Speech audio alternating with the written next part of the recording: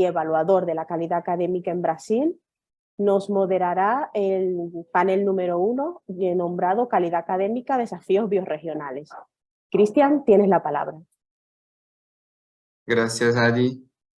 Primeramente, también estoy muy contento con este evento. Es una primera formalización más amplia de todo lo que estamos construyendo desde hace el año pasado. Entonces, mis agradecimientos a todos que están aquí participando de este momento, que están ayudándonos a construir este proyecto que nos es tan importante. Aprovecho para decir que tenemos aquí personas que hablan portugués, pero todo el evento será en español, así que esta es la primera vez que será en español, pero los próximos pueden intentar tener alguna traducción a portugués o lo que sea, pero que también estén como que ayudando a los brasileños que van a hacer sus presentaciones, porque aquí estamos buscando algo que sea iberoamericano, así que todo el proyecto también será y servirá para Portugal y Brasil. Antes que nada, solo voy a... Aquí. Tenemos 3 paneles, como ha dicho Joha, o el primer de calidad académica, los desafíos biregionales. Luego vamos a hablar de institución que participa del consorcio, va a traer un poco de su diagnóstico, de lo que ha hecho hasta ahora, hasta este momento. Hacemos un intervalo y a finalización vamos a hablar de la tecnología en el aprendizaje. Un punto importante es que este trabajo, este evento también va a generar para nosotros mucha información para que en los próximos 2 días que tenemos solo en nuestro grupo más pequeño, una evaluación un poco más profundizada de cuál será nuestro objetivo detallado en Erasmus+. Es decir, este es el inicio de un trabajo mucho más profundo que llevará por los próximos 6-7 meses lo que vamos a hacer.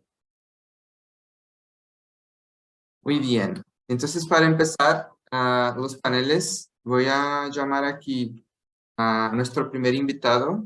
Es Daniel Edson Morano, es ingeniero electromecánico, profesor de la Facultad de Ingeniería y Ciencias Agropecuarias de la Universidad de San Luis.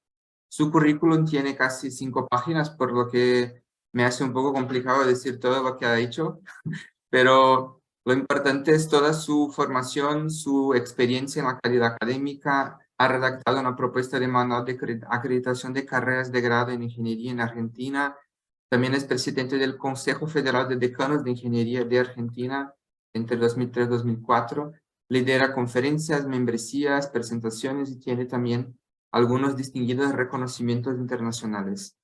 Daniel, paso la palabra a ti. Muchas gracias por tu presencia aquí. Y mientras quieres que pase, vas diciéndome que voy pasando la diapositiva. Muchas gracias. Gracias, Cristian. Muchas gracias por la invitación al grupo. La verdad que es un honor para mí formar parte de este evento.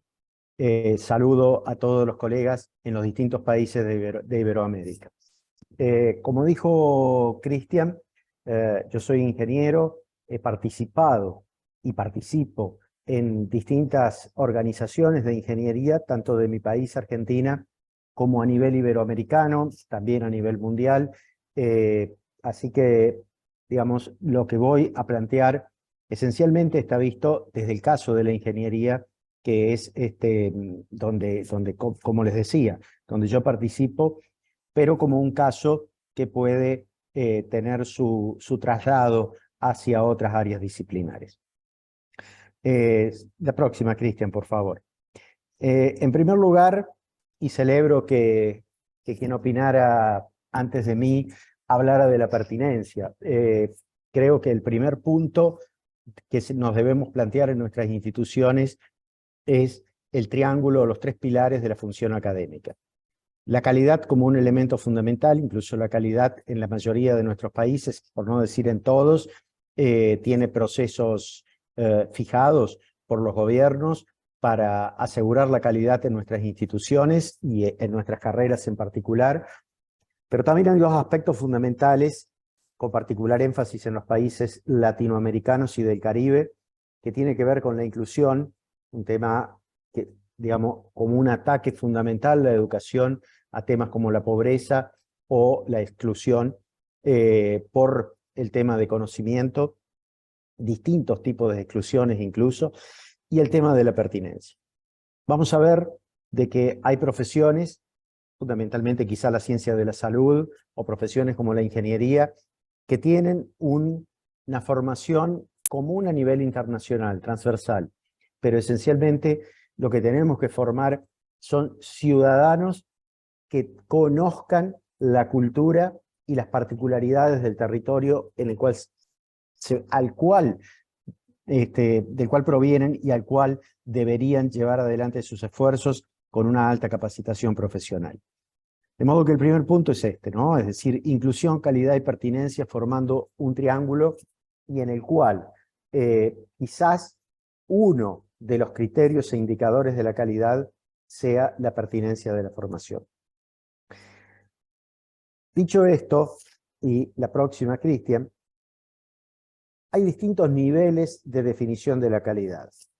Yo lo he definido como se definen en general las cuestiones económicas, se podría utilizar otra denominación, pero en general tenemos planteado un nivel meta de internacionalización, que no solo hay acuerdos, la Unión Europea es un caso con el proceso de Bolonia, el Washington Accord es otro, en Sudamérica el Arcusur es otro caso, que tiene que ver no solo con el reconocimiento de el ejercicio profesional y académico entre profesionales de nuestros países, sino también esencialmente con otro tema fundamental que cada vez viene con más fuerza en la economía del conocimiento y es el trabajo profesional offshore, es decir, un profesional sentado en su país de origen, en su ciudad de origen, pero trabajando para cualquier lugar del mundo en equipos multidisciplinarios y multiculturales.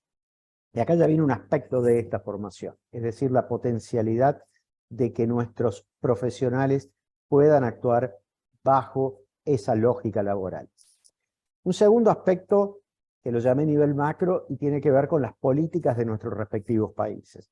Nosotros formamos parte de instituciones que forman parte de un sistema educativo y ese sistema educativo se rige por las normas particulares fijados por la historia, la cultura de nuestros países e incluso también en cada una de las profesiones por la cultura del ejercicio profesional que tenemos en nuestros países.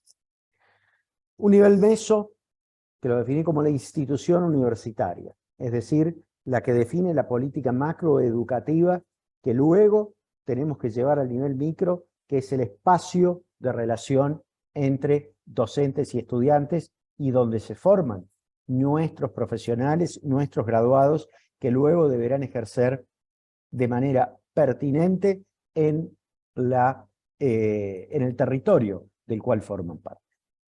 La correlación, uno de los desafíos que tenemos es la correlación entre estos cuatro niveles. No podemos no podemos hacer nada que esté en contra de la normativa de nuestra universidad. No podemos hacer nada que esté en contra de nuestras normativas nacionales de nuestros respectivos países. Pero a su vez tenemos que contextualizarnos en un mundo con exigencias distintas y cambiantes para los graduados que estamos formando. Y a ello nos debemos y para ello debemos trabajar. La próxima, Cristian. En este sentido, entonces, vamos al aseguramiento de la calidad, el caso ingeniería, como les contaba. ¿Qué tenemos que cumplir? Muy rápidamente, pasando por los países que forman parte de este consorcio o algunos de ellos, en Argentina, quien define estándares de acreditación es el Ministerio de Educación y hay una acreditadora que en este caso es la Comisión Nacional de Evaluación y Acreditación Universitaria. Brasil, la Secretaría de Educación Superior, define los estándares y el INEP, el Instituto Nacional de Estudios y Pesquisas Educacionales, para grado y también para posgrado, definen y acreditan a las instituciones. Lo mismo en España, el caso de ingeniería, quien define los estándares, o uno de los que define los estándares, es SENAE, mientras que la aplicadora que los valida es ANECA. En el caso de México, COPAES lo define, y la principal acreditadora de ingeniería, porque hay más de una, es CASEI, y la República Dominicana, la acreditadora que tiene GCREAS y en el marco del Washington Accord. Fíjense que cada uno de nosotros, el primer punto es, tenemos que cumplir con esta normativa. La próxima, Cristian. Y a su vez, hay acuerdos internacionales. Casos concretos, EIBET, digo nombre, EIBET en el marco del Washington Accord, porque digo por historia, por los distintos países en los cuales se aplica, por el hecho de ser un estándar que puede ser tomado en el marco de la pertinencia necesaria en distintos países, fíjense los que lo aplican, es uno de los modelos de sistemas internacionales para formación de ingenieros. EURAIS es otro, y como decía, en Sudamérica tenemos Arcusur, que ha sido firmado por 9 de los 10 países de Sudamérica. La próxima, Cristian. Y a pesar que no nos hemos puesto de acuerdo, salta a la vista que existe un perfil del ejercicio profesional de la ingeniería a nivel mundial. Por algo la UNESCO en particular, un organismo del cual formé parte por 8 años, que es la Federación Mundial de Organizaciones de Ingeniería, dependiente de la UNESCO, ha planteado que la ingeniería es una de las profesiones sin fronteras. Más allá, vuelvo a repetir, de la pertinencia. En general, si hacemos el mix entre los estándares de los distintos países que nos exigen la formación o el mínimo de formación que tenemos que asegurarle a nuestros graduados de ingeniería, y a su vez con los estándares internacionales o regionales, aparecen también lo que se planteaba recién. Competencias referidas al alcance, esto es, al ejercicio profesional, competencias referidas al desempeño tecnológico y competencias que generalmente las llamamos sociales, políticas y actitudinales. Muchas de ellas son comunes con otras profesiones, en particular las tecnológicas. No las voy a decir en detalle, pero básicamente las referidas al alcance tienen que ver con la profesión específica de la ingeniería, como la identificación de problemas, el diseño de soluciones, la ejecución, la planificación y ejecución de proyectos, factibilidad económica y financiera, supervisar todo lo que tiene que ver, certificar la condición de uso, todo lo de higiene y seguridad. Referidas al desempeño, y aquí ya puede ser transversal con muchas profesiones, tenemos que asegurar profesionales que actúen bajo normas de calidad y normas legales, que apliquen conocimientos genéricos, tanto de las ciencias básicas como de las tecnologías básicas, que realicen ensayos o experimentos, que evalúen críticamente órdenes de magnitud, pensamiento crítico, una competencia instrumental fundamental, adoptar técnicas, instrumentos y herramientas de aplicación considerando su impacto económico y social y contribuir al desarrollo tecnológico y a la generación de innovaciones tecnológicas. Y las sociales, políticas y actitudinales, esto que decíamos de asegurar ciudadanos comprometidos, darle la pertinencia territorial a esa formación desde el desempeño adecuado en equipos de trabajo multidisciplinarios y multiculturales, la comunicación adecuada y la comunicación para el liderazgo. Esto está puesto obviamente para los países sudamericanos, la suficiencia del manejo del idioma inglés y comunicarse en otras lenguas, el actuar con ética, responsabilidad profesional y compromiso social, considerar en todo momento el impacto económico, social y ambiental de la profesión, el aprendizaje continuo y autónomo, y el actuar con espíritu emprendedor, que no tiene que ver con formación emprendedora, sino esencialmente con profesionales proactivos. La próxima, Cristian. Y aquí aparecen los sistemas de calidad y lo que yo quiero mostrar, y muy rápidamente, porque lo dijo Cristian, esto va a llevar a un debate de hacia dónde se necesita o se puede aplicar o trabajar este consorcio para luego tener un impacto en nuestras instituciones y esencialmente en las aulas, laboratorios, lugares de enseñanza y aprendizaje de nuestras instituciones. En todos los estándares, yo acá lo resumí de esta manera, aparece una dimensión institucional, es decir, la institución de la cual formamos parte, el gobierno, cómo incorporan los estudiantes, cómo se incorporan los docentes, programas de bienestar, políticas de autoevaluación. El proyecto académico en general, tenemos que definir un plan de estudios, y acá me voy de ingeniería, sea la carrera que sea, tiene que estar muy claro el perfil de egreso, la estructura curricular, la pertinencia de esa estructura curricular con el perfil de egreso, la duración, el plan de estudios, etc. Los procesos de enseñanza y aprendizaje que nos permiten ese logro. Y acá viene un tema fundamental, el rol de los docentes y en este sentido, la relación docente-estudiante, que son los hacedores fundamentales para el logro de los objetivos planteados, tanto en el proyecto institucional como en el cumplimiento de las normativas nacionales y como en la potencialidad del logro de los acuerdos internacionales y de poner a nuestros estudiantes y futuros graduados en una situación de alta competencia tanto a nivel nacional como internacional, es decir, competencia en el sentido de ser competentes para desempeñarse con calidad, eficiencia y pertinencia en su profesión. Investigación, desarrollo tecnológico. Evidentemente no se puede hoy plantear profesionales innovadores si no se lo inserta en la función de investigación de nuestras universidades, porque realmente allí es donde se va viendo cómo se va innovando las novedades a nivel, relacionado con cada una de las distintas profesiones en las cuales trabajemos cada uno de nosotros. Y la extensión, vinculación y pertinencia. La relación, cómo poner a ese estudiante en relación con el medio, pero de modo curricularizado, en la medida que se va formando. ¿De qué manera desarrolla las competencias que hemos hablado mientras lleva adelante su proceso formativo, pero en relación con la comunidad? La próxima, Cristian. Para ello es necesario generar condiciones básicas de la comunidad universitaria, estudiantes, graduados y graduadas, docentes, el personal de apoyo, y generar una infraestructura básica que nos permita llevar adelante estas actividades. Desde una infraestructura física, logística, obviamente hoy la conectividad, los anchos de banda, resultan elementos fundamentales para llevar adelante nuestra tarea. Y no solamente como era hace unos años, tener la infraestructura física, léase las aulas, los laboratorios. Profesiones como ingeniería, muchas veces los laboratorios siguen siendo imprescindibles porque se necesita manipulación.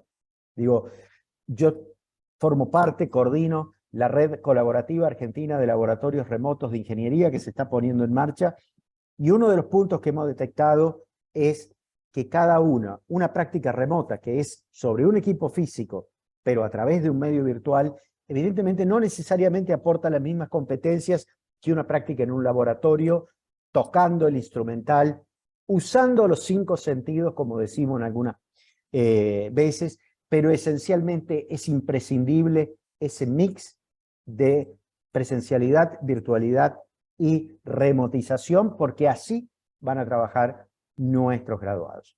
Biblioteca fundamental, y obviamente que estamos hablando ya de bibliotecas virtuales, quizás algunas físicas, y las instalaciones del equipamiento necesario, equipamiento informático, etc. Todo esto es lo que constituye un sistema de calidad. Y todas estas dimensiones, y a su vez con sus criterios e indicadores, son lo que hacen a la calidad de nuestras carreras. La próxima, Cristian.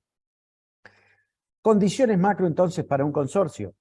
En primer lugar, la institución universitaria debe cumplir con su normativa institucional y nacional en el marco de acuerdos internacionales. Es decir, mi universidad podría tener, o quienes estamos hoy aquí, por ejemplo, podríamos tener muchas ganas de formar parte de este consorcio, pero no podríamos hacerlo incumpliendo nuestra propia normativa institucional.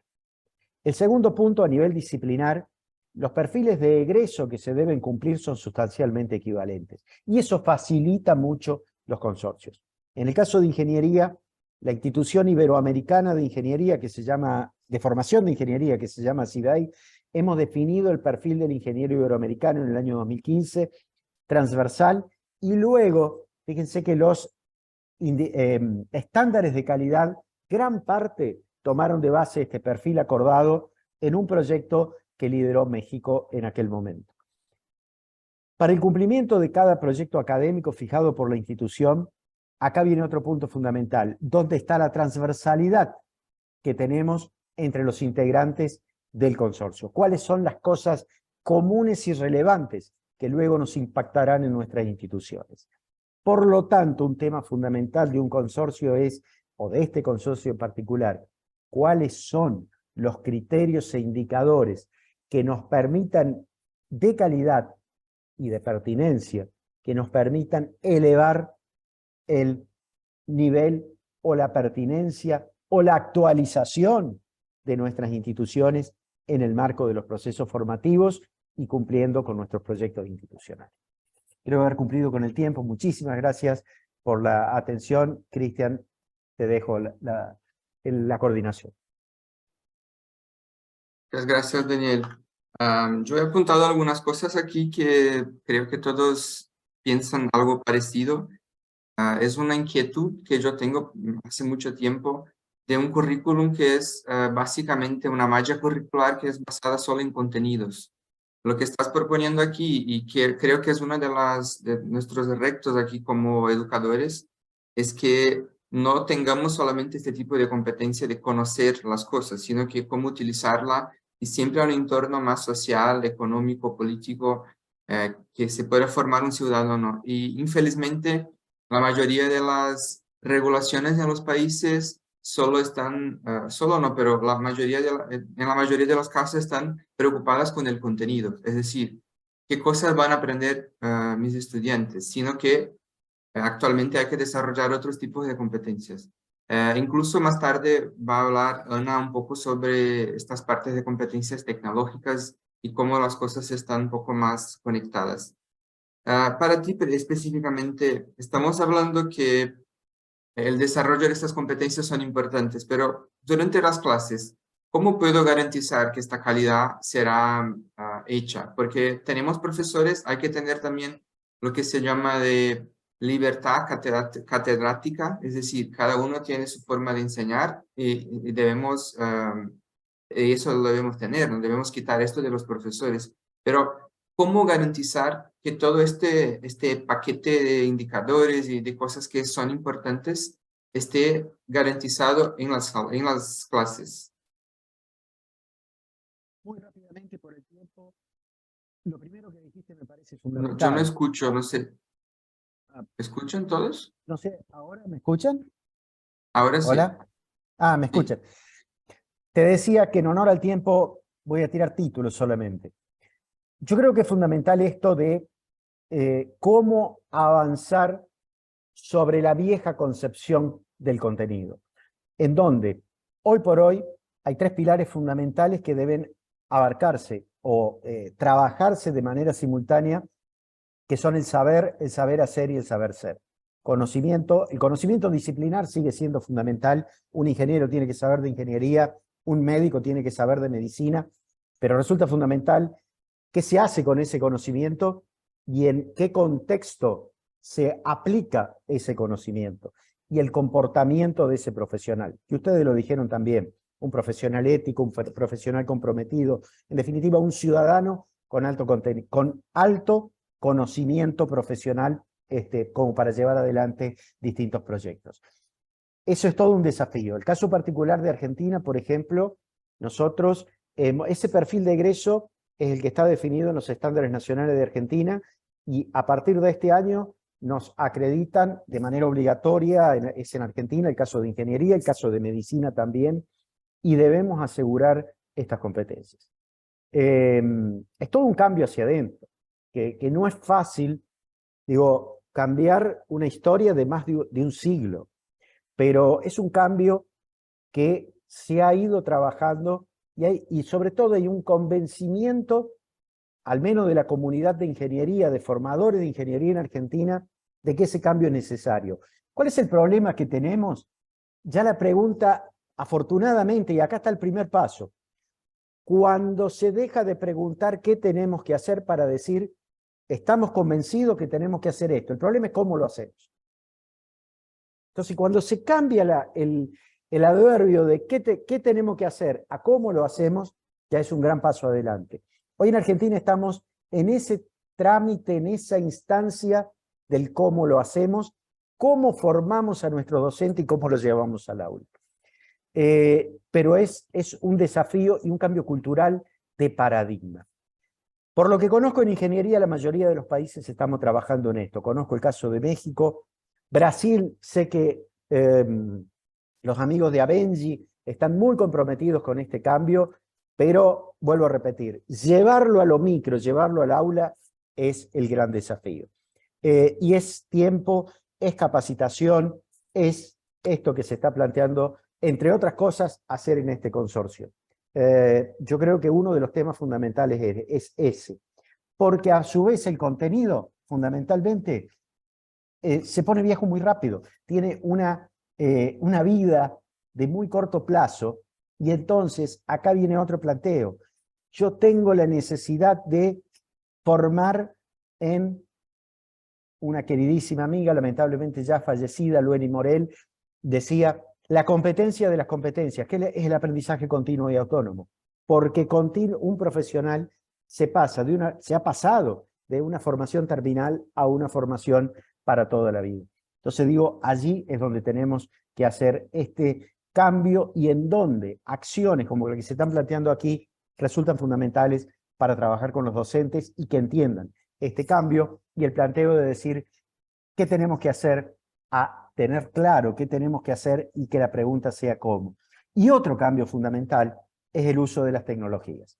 Si bien yo, como decía recién, hay ciertas cosas quizá de la ingeniería que hay que tocar, porque trabaja sobre elementos físicos, pero necesariamente tenemos que incorporar la virtualidad. Y acá viene otro cambio fundamental. Estas tres patas, la pata del conocimiento que sigue siendo imprescindible, pero sobre ese conocimiento aplicar la pedagogía, cómo generar la mediación pedagógica, cómo realizar las evaluaciones para desarrollar saber hacer y saber ser, y cómo usar la tecnología también aplicado a la mediación pedagógica, creo que son los tres elementos fundamentales para asegurar esto que nos estamos planteando. Y yo pienso también mucho como gestor, ¿no? Como director de calidad académica por mucho tiempo, también cómo debemos alinear estos retos, porque para los estudiantes queremos, obviamente, el final es que tengan éxito en sus vidas profesionales, en sus vidas, en su vida completa como ciudadanos. Pero también, como has dicho tú, tenemos que desarrollar los profesores y también el rol de los rectores, de los coordinadores de grado. Entonces es un paquete amplio de calidad académica donde todos tienen que estar involucrados, si no, no funciona. De nada sirve también tener solo regulación y todo eso si al final el profesor dentro de la clase no se ocupa de gestionar estas cosas, ¿no? Una última pregunta antes de pasar al próximo ponente sería, has Perdóname, hablado ahí... te digo una frase de un gran maestro argentino que este año cumpliría 100 años, el maestro Marcelo Sobreville, un ingeniero histórico. Él decía, cuando el profesor cierra la puerta del aula, es el dueño del aula. Entonces, Exacto. lo que tú estás diciendo, ¿no? Es decir, ¿cómo hacemos que ese profesor, cuando cierra la puerta del aula y comienza a trabajar con sus alumnos, esté convencido de este cambio? Esto de llegar al nivel micro, ¿no? Este es uno de los desafíos fundamentales. Totalmente de acuerdo. Y pensando en este caso de que has hablado de la tecnología como mediación pedagógica y todo eso, también se comenta mucho de que tampoco la idea de tener todo tecnológico, a veces cómo trabajar la humanización de la gente y todo eso. En este sentido, ¿cómo hacer con que la innovación pueda ayudar a conquistar estos indicadores de calidad académica? ¿De qué forma la innovación dentro del aula, por ejemplo, puede ayudar?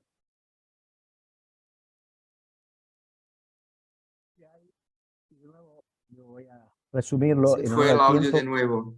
Oh, que decía, voy a resumirlo en honor al Ahora sí. tiempo. Yo creo que uno de los planteos fundamentales es la innovación o el uso de herramientas informáticas o lo que fuera. Digo, no estamos hablando de formación informática, sino el uso de la informática en otras profesiones o el uso de la tecnología en general. Yo creo que no debe, muchas veces veo que se lo plantea como un fin en sí mismo y no como una herramienta para. Y yo creo que Digo, lo tenemos que pensar desde esa lógica, una herramienta para, y pensando fundamentalmente en nuestros estudiantes, en el perfil de estudiantes que tenemos, y a eso me refiero también con la inclusión. Nosotros en mi facultad hemos hecho un estudio sobre las competencias digitales de nuestros ingresantes y lamentablemente, a pesar que usan esencialmente, digo, dispositivos basados en Android, es aproximadamente el 40% solamente entra a la facultad usando dispositivos basados en Windows, o sea, aquello que lo sabemos, podemos editar, trabajar, etc. Un tema fundamental los estudiantes que tenemos, y en donde no, vuelvo a repetir, pensamos que ellos usan la herramienta digital, pero en realidad la usan, pero no la relacionan con la enseñanza. Ahí viene un tema, vuelvo a repetirlo, los recursos previos de nuestros estudiantes y cómo podemos trabajar con las herramientas tecnológicas para poder realmente que sea un aporte a esa enseñanza. De hecho, hemos tenido experiencias en donde ha sido contraproducente porque no tenían las competencias previas necesarias. Estoy hablando de ingresantes, ¿no? Las competencias previas necesarias o la costumbre de trabajo previo con el uso de herramientas durante el proceso tecnológico, durante el proceso educativo. Entonces, yo creo que uno de los temas fundamentales es varios puntos que tendría que poner. En primer lugar, nuestros estudiantes, el conocimiento de nuestros estudiantes y qué podemos hacer con ellos a partir de hasta dónde podemos innovar con ellos. El segundo punto, qué recursos tenemos, eso obviamente que es fundamental. La actitud con la cual van a trabajar nuestros estudiantes, sopesar qué actitud están teniendo con la propuesta pedagógica que le hacemos. La formación de los profesores, por cierto, y vuelvo a repetir, en la triple hélice del conocimiento imprescindible, conocimiento disciplinar, con la formación pedagógica y la formación tecnológica. Y un tema fundamental, de qué manera planteamos las prácticas, la parte guiada y la práctica independiente, para el logro, por cierto, de los objetivos y las finalidades, y finalmente, la aplicación de los modelos didácticos. Pero vuelvo a repetir, como tú lo dices, Cristian, no es es aplicar ciegamente la tecnología.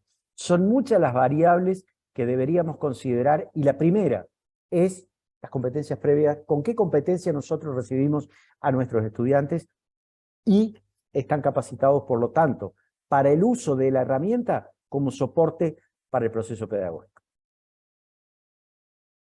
Muy bien, perfecto, profesor. Muchísimas gracias por tu participación aquí. He apuntado algunas cosas que nos harán pensar mucho en este consorcio birregional.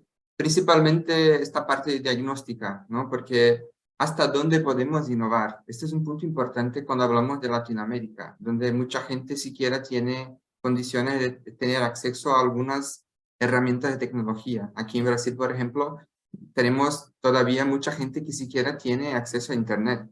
Y hay cosas más profundas que hay que arreglar antes, pero este es un punto que me pareció bien importante de todo lo que has hablado. Y también de los modelos didácticos. Entonces, ahora voy a pasar la palabra a otros dos invitados, y estaba hablando con uno de ellos hace un rato. Yo no soy la persona más fanática de química, ¿no? No es algo que me gusta mucho, pero al leer su proyecto me ha dado ganas de conocer mejor. Así que para la próxima ponencia les voy a pasar la palabra, hablar un poquito del teatro químico como una innovación dentro del aprendizaje, algo que puede generar, sí, la calidad académica, porque esta es la idea, ¿no? Química es algo que la gente en general lo ve como un ¿cómo se dice? Monstruo, ¿sí? Entonces voy a presentar los panelistas de esta parte.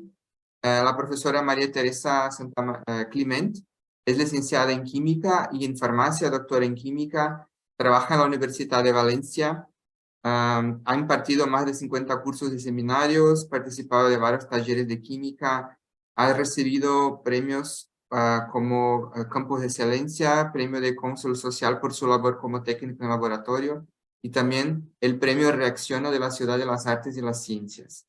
Junto a ella está el profesor Rosendo Pou Amérigo, profesor titular de Química Física de la Universidad de Valencia, coordinador del proyecto piloto de innovación educativa en química de esta misma universidad. También tiene un currículum muy largo. A ver lo que digo de tantas cosas. Actualmente es coordinador de doble grado en física y química y también miembro de la Comisión de Acreditación del Sello Internacional de Calidad Aerolabio de la Agencia de Evaluación de Calidad Académica y Acreditación. Así que son personas de mucho peso que están aquí con nosotros. También para finalizar esta parte de calidad académica, les paso la palabra. Muchas gracias por estar aquí con nosotros. Muy bien, muchísimas gracias, Cristian. Vamos a hacer una comunicación a la limón y esperemos pues, que os resulte interesante. Sí que es verdad que le decía a Cristian esta mañana que me resulta, no sé, me da la impresión de que somos un poco unos intrusos, porque lo que vamos a contar en realidad es solo una experiencia muy humilde, diminuta, que llevamos aquí unos años en la Facultad de Química y que, por tanto, pues, no sé, palabras como transformación digital o incluso calidad académica nos resultan realmente muy grandes para nosotros, ¿no? Para la experiencia que vamos a contar. Pero bueno, si resulta inspiradora, pues en ese sentido estamos muy contentos de poderles ofrecer la idea de lo que llevamos a cabo. Gracias a Cristian, gracias a todos los organizadores y a María Marta, que es la persona que ha hecho un poco de puente y que nos convenció para hacer esta presentación. La experiencia que vamos a contar es esta que tienen aquí. El teatro es pura química, la química es puro teatro. Se trata de una experiencia que empezamos hace 15 años y que puedes pasar si quieres. En realidad consiste en la representación de una obra de teatro que pretendemos que sea de conceptos químicos, sobre conceptos de química, dirigida a estudiantes básicamente de cuarto de educación secundaria, primero y segundo de bachillerato, es decir, en la franja entre 16 años y 18, justo antes de entrar a la universidad, y que la obra de teatro la representamos un grupo de, básicamente, estudiantes de la universidad, estudiantes de la Facultad de Química, esencialmente, y también algunos profesores y algún personal técnico del centro.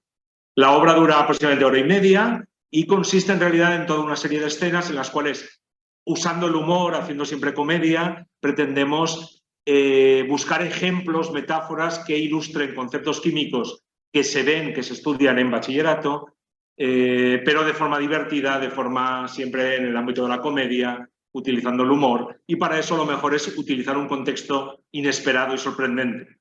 Evidentemente, un alumno de 16 años no espera ver una obra en la cual se trabaja la tabla periódica de los elementos, en la cual aparecen las leyes de los gases, los modelos atómicos, los catalizadores, la nomenclatura, los ácidos y las bases, pero esos conceptos no en el ámbito académico habitual, sino en una discoteca, en un parlamento, en un congreso de los diputados, en un programa de televisión en el cual se habla de prensa rosa. Bueno, pues trabajar los enlaces químicos como si fueran enlaces entre los seres humanos al estilo de lo que se trabaja en un programa de cotilleos, de prensa rosa, bueno, pues es algo sorprendente, pero obliga a repensar los conceptos químicos de otra manera, de una manera más original y más divertida. Pasa a la siguiente. En realidad la experiencia no nace con esta idea, nace de otra manera. Nace en realidad en 2008, cuando en una asignatura que era de libre elección, que se llamaba Química para el Bachillerato, una asignatura que entonces estaba en la antigua licenciatura en Química, una asignatura que estaba pensada para aquellos que querían ser después profesores, profesoras de educación secundaria, de física y química.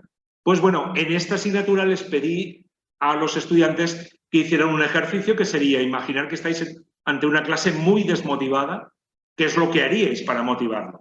Respecto al estudio de esta ciencia, que en ocasiones, como bien decía Cristian, está muy vilipendiada, se ve como una montaña, como muy complicada, como muy abstracta e incluso como muy negativa, porque hoy en día la química se asocia siempre a concepto de contaminación, producción de cáncer, sustancias peligrosas, etcétera, etcétera. ¿Cómo cambiar esta situación?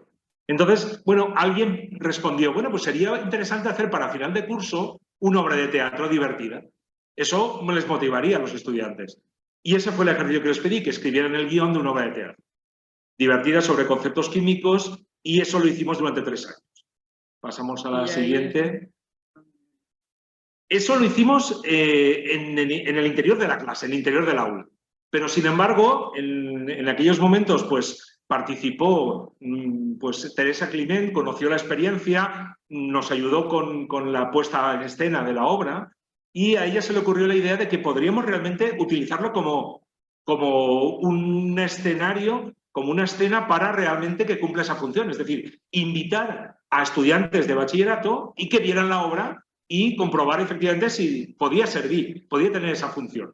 No solo como un ejercicio académico para nosotros, sino como un ejercicio realmente divulgativo de ciencia. Eso fue lo que empezamos a hacer en 2009. Ella es muy atrevida, es muy lanzada y dijo, oye, esto va a funcionar, ya lo veréis. Lo probamos, es decir, invitamos a centros que conocíamos de secundaria que vinieran los estudiantes con sus profesores, con sus profesoras, y bueno, funcionó. Es decir, la gente se reía, la gente salía diciendo, oye, ahora veo la química con otros ojos, un poco también en la línea de lo que decía Cristian, ¿no? Algo que lo veía como algo muy académico, muy complicado, ahora lo veo como, bueno, pues una disciplina que tiene otra perspectiva, otro enfoque, ¿no? Y bueno, pues como empezó a funcionar, de ahí se inició ya lo que sería el proyecto de la obra de teatro.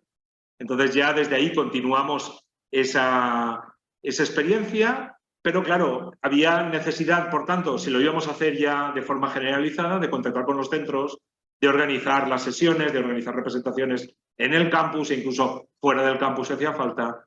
Y sobre todo, si la queríamos hacer continuar en el tiempo, requería la incorporación paulatina de estudiantes. Estudiantes a los cuales no les podíamos ya ofrecer nada porque la asignatura, cuando empezamos con el grado en química en 2010, desapareció del plan de estudios. Con lo cual, lo único era ofrecerles la experiencia de, bueno, un proyecto diferente, un proyecto en el que aprenderían mucho, seguramente, en el que se lo pasarían muy bien y en el que tendrían esa experiencia divulgativa. Y bueno, voluntarios al fin y al cabo. Ese fue un poco lo que intentamos hacer desde entonces y con el reto, por supuesto, de actualizar y renovar las escenas. Las escenas que se habían creado en el 2008 o en el 2009, al principio, de repente dejaban de estar actualizadas. De repente, el programa de televisión en el cual simulábamos la escena química dejaba de estar en televisión y había que renovar continuamente las escenas para que fueran realmente divertidas y para que engancharan con el público que ve. Pasamos a la siguiente. ¿Qué objetivos teníamos en el proyecto? Pues tenemos de 2 tipos. Respecto a los estudiantes universitarios que participan en la experiencia, que participan como actores y como actrices, pero también como autores y actualizadores de la obra, básicamente son 3. Por una parte, trabajar con ellos para que profundicen en conceptos químicos que ya han estudiado, que son básicamente de bachillerato, pero que le den una vuelta buscando esos ejemplos, esas metáforas, para hacerlos divertidos y contarlos de una manera diferente, pero sin perder un poco lo que hay detrás, es decir, cuál es el concepto fundamental. Ese darle la vuelta al concepto para pensarlo de otra manera y sobre todo para explicarlo, contarlo a un alumno de 16 años, creo que es en ese sentido muy enriquecedor para él. Por otra parte, que los alumnos universitarios desarrollen competencias transversales, competencias genéricas, tipo, ya lo saben, las soft skills famosas, trabajar en equipo, comunicación oral, capacidad de planificación, creatividad, son importantísimas. Las tenemos en todos los planes de estudio. Les concedemos una importancia tremenda, sin embargo, no las trabajamos apenas en las clases, las trabajamos por lo general de forma muy tangencial, muy periférica y sobre todo no las evaluamos. Las evaluamos también de forma, bueno, pues muy esporádica y muy poco sistemática. Bueno, pues ese desarrollar esas competencias en un proyecto como el del teatro es natural, surge de forma sencilla, con lo cual es un entorno idóneo que a veces un aula no es tan fácil a lo mejor para desarrollar algunas de ellas. Y por supuesto ofrecerles una primera experiencia de divulgación científica. A muchos de ellos les hace ilusión ese campo, por tanto podrían trabajar. Pasamos a la siguiente. Sin embargo, también hay unos objetivos de cara a los estudiantes que vienen, los estudiantes de secundaria que van a venir. Por una parte, proyectar una visión dinámica y atractiva de la química. Romper con lo que decía Cristian, con esa visión de una ciencia muy complicada, muy fría, muy abstracta. Pues no, lo tienen en su día a día continuamente. Por supuesto, combatir la quimifobia y las pseudociencias, la quimifobia, esa manía de que la química, a diferencia de otras ciencias que se ven muy útiles para la humanidad, la química tiene ese aura de problemática, peligrosa, e incluso se habla de que hay gente que dice que habría que prohibir los químicos, las sustancias químicas habría que prohibirlas. Bueno, evidentemente eso nace de un desconocimiento absoluto de lo que es esa ciencia, ¿no? Entonces, combatir esa quimifobia e incluso ese mundo de las pseudociencias que tanto ha proliferado, lo vimos, por ejemplo, en la pasada pandemia. Por supuesto, contribuir a despertar vocaciones químicas entre los existentes, que vean de forma agradable la química y que incluso se ilusionen por a lo mejor participar y estudiarla y venir a la facultad, ¿no? Especialmente entre las chicas, que siempre es un hándicap, ¿no? El motivar a las chicas para que hagan asignaturas, carreras de ciencias y de tecnología. E incluso, en la medida muy humilde, ayudar al profesorado de secundaria a que tengan un puñado de metáforas y de ejemplos que a lo mejor puedan en su día recordar en clase y decir, ¿qué es un anfótero? Pues ¿os acordáis aquella escena en que vimos que, bueno, con unos guiños sexuales, pues intentaban explicar o comparar lo que era un anfótero? Bueno, pues que a lo mejor les pueda servir al profesor. Y Rosendo no me ha dejado nada de tiempo de los 10 minutos que teníamos, Me lo temía. con lo cual Pasamos a la siguiente. va a sonar y suena ya que han pasado los 10 minutos. Pero hablo demasiado. Me queda, no, pero está muy bien, Rosendo, lo has explicado súper bien, así que me van a dejar un minuto simplemente para ponerles una pincelada de, en estos 15 años, llevamos 90 representaciones que para lo que somos humildemente, que no somos un equipo profesional, pues son muchas. Han pasado más de 250, porque esta transparencia la teníamos de hace 3 o 4 años y no la hemos actualizado. Seguramente estaremos ya por los 300 estudiantes universitarios involucrados. De hecho, ya vienen a las representaciones exteatreros que están ya en sus centros, en institutos o en colegios, y vienen con sus estudiantes a participar de la obra. Por supuestísimo, estamos súper orgullosos de decir que más de 20.000 espectadores han disfrutado de la obra. Siempre nos dan un feedback positivo, pensamos que disfrutan de la obra, por eso lo digo. Y si pasas la siguiente, por favor. Nada, simplemente pues que hemos tenido ayudas, porque hay veces que lo que más nos cuesta es conseguir dinero para el attrezzo o para poder tener un técnico cuando vamos que nos apoye, porque es muy estresante llegar allí y no saber si va a ir el PowerPoint. Nos basamos en lo que se hace en el escenario, lo que se dice, cómo se mueven, pero una proyección fija con música entre escena y escena, y todo lo que se representa detrás, todo lo que se dice se apoya visualmente con un PowerPoint. Pues todo esto son lo que hemos ido aportando al teatro, lo que nos mueve, lo que nos motiva a seguir. Lo último ha sido participar en el segundo concurso de microteatros de Radio Nacional de España, que estamos esperando el veredicto del jurado. Y, por último, decirles, si pasas a la siguiente, que Rosendo Pou obtuvo el premio a la calidad e innovación docente del Consejo Social de la Universidad de Valencia en el año 2011, del cual nos sentimos súper orgullosos. En la siguiente transparencia podemos ya presentarles el equipo de este año en la puerta de la Facultad de Química, y les invitamos a que, si quieren venir a conocernos en persona, vengan a Valencia y tienen nuestro contacto. Solo tienen que escribirnos un correo o mandarnos un mensaje por el Facebook. Si están más cerca Argentina o el resto de países de los participantes están más cerca de Albacete, pues nuestra próxima actuación es el día 19 en Albacete, que nos han invitado de la Universidad de Castilla-La Mancha. Y muchísimas gracias. Cualquier cosa nos quedamos a disposición si tienen alguna pregunta. Qué bien, Castilla-La Mancha. Yo hice mi máster y mi doctorado ahí. Ahora fantástico. me ha dejado, me es muy entrañable esta ciudad. Sí, lo hice en Albacete.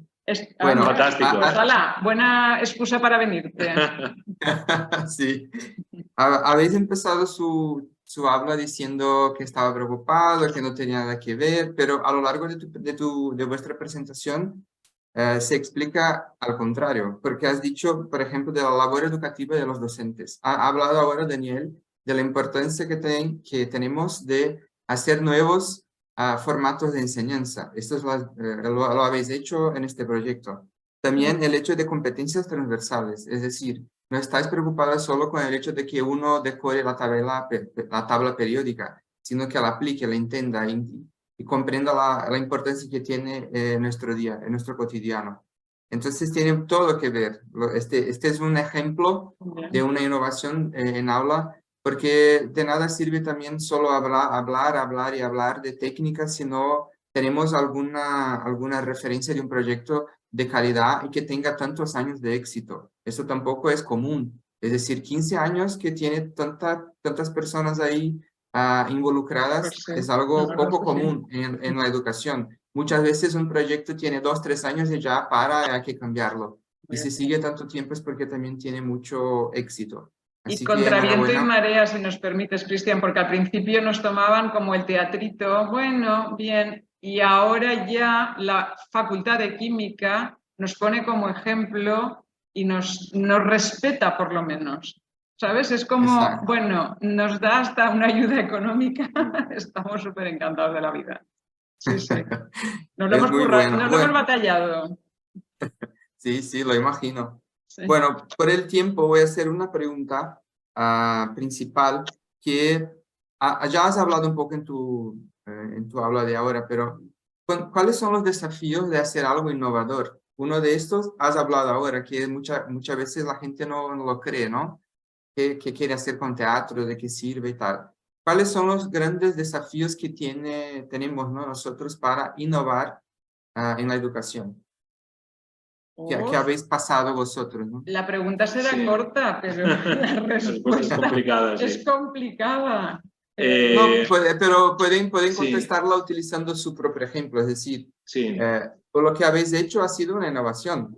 sí. El hecho de implementarla, ¿cuáles han sido los desafíos?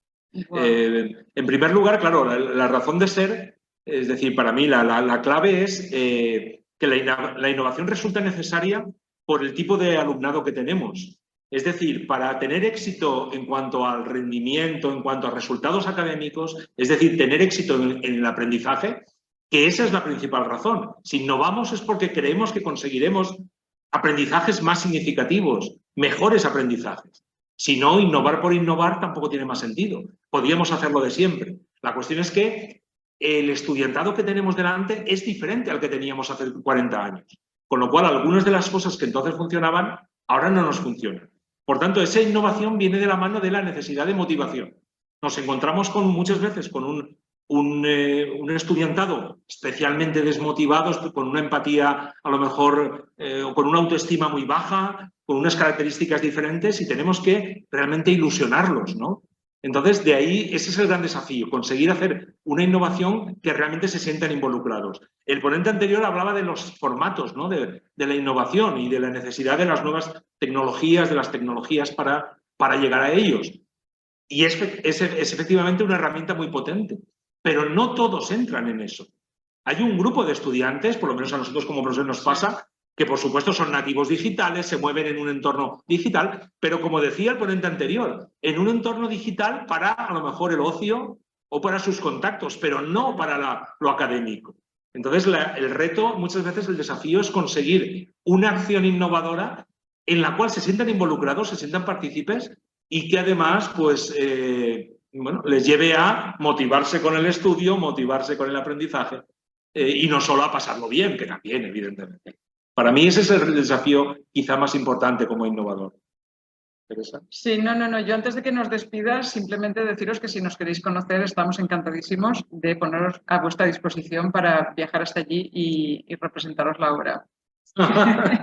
Bueno, y tenemos los vídeos también en internet, si Sí, buscáis no Teatro mismo, Químico no también lo los mismo. tenéis. Tenéis que venir a vernos. Pero o bueno, tenemos que ir a sí. ponerosla. El teatro, seguramente verlo en persona tiene Cambia es diferente, es diferente. Cambia totalmente, sí. Bueno, una vez más, muchísimas gracias por su presencia aquí. Ha sido un placer conocerlo, su proyecto me ha encantado. Creo que es una buena motivación para hacer otras cosas de innovación que puede sí, a veces, tener alguna conexión con algo tecnológico o no. Ese es algo que has dicho, ¿no? ¿Hasta dónde vamos con la innovación? Esto ha dicho Daniel en su habla.